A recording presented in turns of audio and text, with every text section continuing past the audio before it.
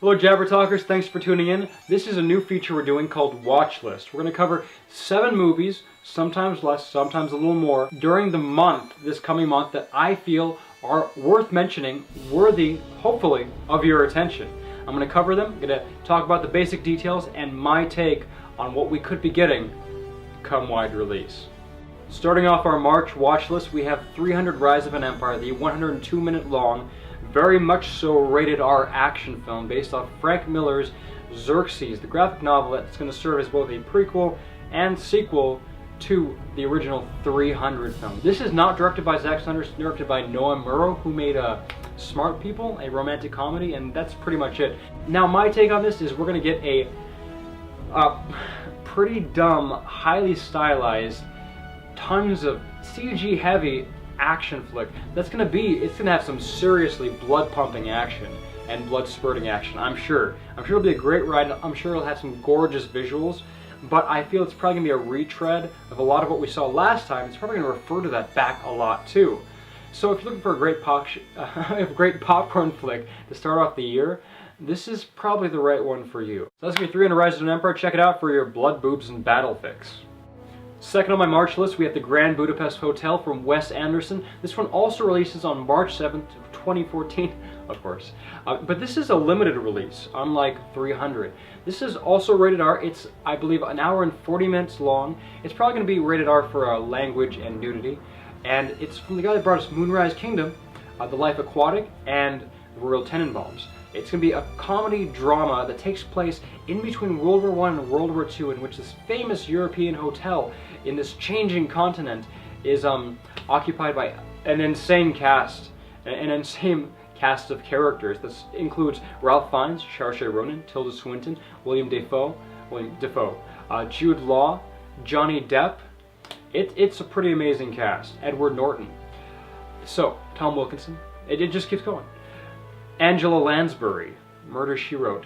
Speaking of that, there's a mystery in which everyone is trying to find this item that's incredibly valuable. I'm not really sure what it is, but that's what the movie's about. So if you're into mysteries, into period pieces, amazing cast, this is going to be the cast of the year, and quirky comedies with unforgettable characters, go check out Grand Budapest Hotel on March 7th.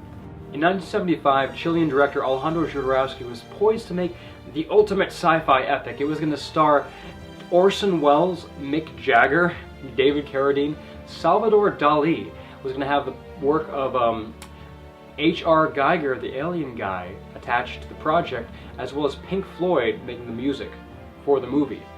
This was going to be the adaptation of Frank Herbert's Dune, the classic Dune. It was poised to be this epic film, but it never got made. It never happened. And the film that we did get was forgettable, at the least. This is Jodorowsky's Dune, that's what I'm talking about. It's a documentary that was released last year to a lot of acclaim. Critics were raving about it. And it's now coming out in theaters for the rest of us to watch and enjoy. So either way, I'm excited for this. If it's in limited release, so if you can check it out, check it out. I believe it's 125 minutes long, and it's going to be PG-13. So I'm really excited to tell you about my fourth entry. This is Enemy, starring Jake Gyllenhaal and brought to us by Denis Villeneuve, who made Prisoners. If you saw that last year, it was one of the best thrillers of last year. There were some flaws, some issues that I had with it that I found problematic, but this is going to be his sophomore entry into the thriller, mystery, suspense genre. And I'd love to see what he's learned and how he's honed his craft. Now, this is about Jake Gyllenhaal, who's a history professor, and he ends up meeting and getting involved with this actor who is his doppelganger. They look exactly alike. That's because they're both played by Jake Gyllenhaal. So I'm really excited to see how this turns out, and I've heard from the early reviews that this has the perfect ending. So I can't wait to see it. This comes out on March 14th in limited release. It is rated R, probably for violence and language, and it's an hour and 30 minutes long, so it'll be a much tighter film than his last suspense film. Okay, my fifth on the list is The Muppets Most Wanted. If you're anything like me, I loved the last Muppet movie we got. It was sort of a reboot slash sequel. This one is a different director James Bobbin. It doesn't have Jason Segel. Brett McKenzie, who wrote the music last time, is helping with the music this time. And so it's slightly a different crew, but we have Ty Burrell from Modern Family, Ricky Gervais, we have Tina Fey in it, We've got Ray Liotta. It's a pretty awesome cast, and it's Kermit and the gang. This time they travel to Europe. There's a heist. There's a mix-up with Kermit's doppelganger, which seems to be a theme this month, doppelgangers. I'm excited. I love the Muppets. Their sincerity, and they're just crazy gags, and the music. It really works for me. If you're anything like me, check it out on March 21st, and it is going to be in wide release. Bring the whole family. So my 6th film on the list is one I'm super stoked to see. It's definitely one of the most hotly discussed films of the year, and it's certainly the biggest release coming out in March. It's my 2nd most anticipated film of the month, and that is Darren Aronofsky's Noah. I don't know how long it is, I don't know what's rated, but this is going to be an epic of biblical proportions, as I've said before, which we don't get a lot of biblical epics. Darren Aronofsky is a director. He's a true auteur. Whatever genre he delves into, he really brings some unique twists on it and a unique visual aesthetic. He made Black Swan, The Wrestler. I love that movie. Requiem for a Dream. He's going to bring something we've never seen before on film, and that's something worth being excited over. I know it's the audience's screen tests. Audiences have been split down the middle over certain decisions he made and whether they liked it or not, but that's something that excites me. I want divisive films. Bring me something unique. So that's Darren Aronofsky's Noah. It comes out March 28th in wide release. Go check it out and tell me what you think about it. My number 7. This is one of my top 3 most anticipated films of the year.